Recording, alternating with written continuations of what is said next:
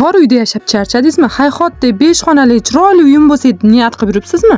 Unda mana bu uyimiz aynan siz uchun. 5 xonali, naqd 130 metr kvadratli, yevro remontli, ikkita sanuzelli xonadonimiz zudlik bilan sotuvga qo'yildi. Uy ichida gilam, parda, jaluzi, mebel, texnika hamma narsalari qoladi. Uyimiz svejiy, oppoqqina, akkuratniy holat. Uy egalari o'zimiz yashaymiz degan yaxshi niyatlarda hamma narsani yaxshi-yaxshisidan o'rnatishgan. Eshik, oyna, laminat, lustra hamma narsalarini yaxshi chiroylilarini did bilan tanlangan. Lokatsiya zo'r, infrastruktura qulay. Bog'cha, maktab, magazin, apteka, korzinkalar hammasi juda yaqin joyda joylashgan. Gaz, svet, suv, maishiy xizmat ko'rsatish turlari hamda transport qatnovlaridan umuman muammo yo'q. Uy hujjatlari joy-joyida.